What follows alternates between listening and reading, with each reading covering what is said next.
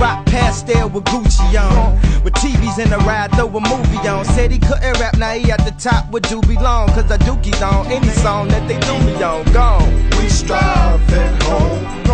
I ride on throne.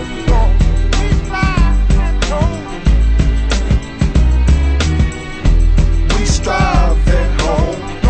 I ride on chrome. Knock, knock, who's there? Call something on the usher, jury had to let it burn. Plus he already got 3 term. Arguing over babysitters like, bitch, it's your turn. Damn, yeah, it'd be stupid to dish you. Even your superficial raps is super official. Rock past there with Gucci on. With TVs in the ride, throw a movie on. Said he couldn't rap, now he at the top with Doobie. J'ai eu mon diplôme il y a 1 an. J'ai passé 4 ou 5 mois sans aucun poste. J'ai rencontré beaucoup de gens qui m'ont dit non, on est désolé, à niveau équivalent, on prend quelqu'un qui a 17 ans, qui sera beaucoup plus malléable. Aujourd'hui commis, demain pâtissier. En attendant, il force l'admiration. Moi, j'aime bien les gens qui ont du courage, peu importe le CV qu'ils ont eu. Ce qui est très important, c'est la motivation. Et nous, il faut que l'on soit capable aussi de transmettre notre métier à tous ces gens-là. Il est évident désormais son prénom est un handicap, alors que tous ses camarades de promotion, eux, ont été embauchés. C'est pas forcément que les recruteurs sont des fachos ou des racistes. C'est plus sécurisant pour eux de prendre quelqu'un qui leur ressemble, peut-être. Parce qu'ils se reconnaissent, hein, et peut-être qu'ils ne se reconnaissent pas en moi. Et conduit par le monde de l'entreprise, Younes se replonge dans les études et prépare une thèse. Il espère que son expérience malheureuse ne donnera pas le mauvais exemple. J'ai beaucoup hésité avant de parler avec vous. Parce que j'ai peur que ça décourage les jeunes qui sont dans ces quartiers et qui veulent faire des études. Au contraire, je voudrais les encourager à faire des études. En Grande-Bretagne, nous avons récemment convaincu le gouvernement d'attribuer des prêts à des jeunes pour que, au lieu d'aller à l'université, ils créent des entreprises. Et cela marche extrêmement bien. J'encourage le gouvernement français à s'inspirer de cet exemple et à faire la même chose en France. L'idée derrière tout ça, c'est que de dire, est-ce que c'est chômeurs de longue durée qui ne travaillent pas? Est-ce que c'est des feignants ou alors c'est des battants qui veulent absolument s'en sortir?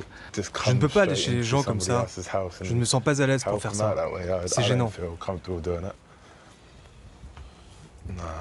Cette émission a le mérite d'exister, mais c'est pas sûr qu'en opposant les gens les uns aux autres, on résolve comme ça les problèmes. Et c'est pas sûr non plus que le lendemain, à Pôle emploi, il y a une meilleure ambiance.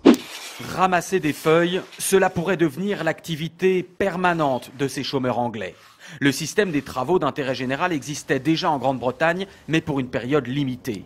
Aujourd'hui, le ministre de l'économie a voulu frapper fort. À compter de l'an prochain, les chômeurs longue durée devront travailler 30 heures par semaine jusqu'à ce qu'ils retrouvent un emploi, sous peine de perdre leurs allocations chômage.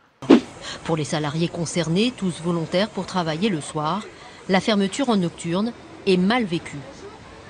C'est inadmissible de faire des choses pareilles, de ne pas nous demander notre avis, de nous imposer cette fermeture. C'est quand même 30% de moins parce que les heures de nuit sont quand même majorées de manière considérable. Donc l'air de rien, c'est mon pouvoir d'achat qui diminue, c'est même mon emploi qui est fragilisé. On est des salariés qui veulent travailler donc le dimanche. On a des clients qui veulent venir nous voir dans nos magasins le dimanche. Donc pourquoi nous empêcher de travailler le dimanche alors qu'on souhaite le faire?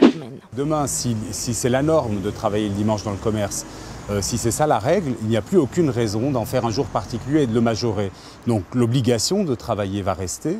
Mais la contrepartie, elle, ne va plus exister. Cette belle décrue du chômage au mois d'août, moins 1,5% pour la catégorie A de Pôle emploi avec 50 000 demandeurs d'emploi en moins. Voilà pour les chiffres, Nicolas.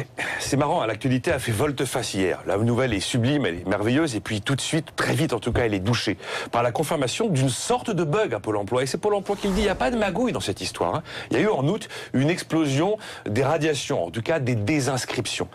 Ah, sacré emploi, dis-moi où es-tu caché? Ça doit faire au moins 10 ans qu'on n'a pas signé de contrat. Où t'es, emploi, où t'es?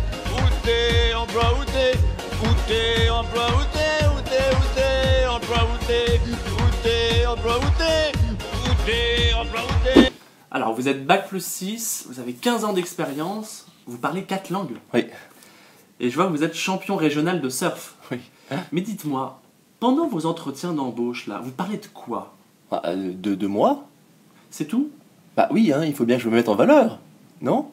Eh ben, pas du tout. Je vais vous dire une chose. Votre recruteur, là, quand il vous entend vous pavaner avec vos 12 compétences, avec vos 28 langues étrangères, vous savez ce qu'il se dit?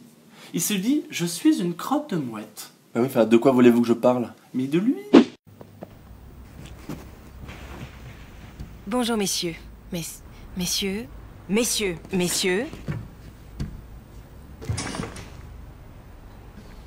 Bonjour messieurs. Merci de votre présence.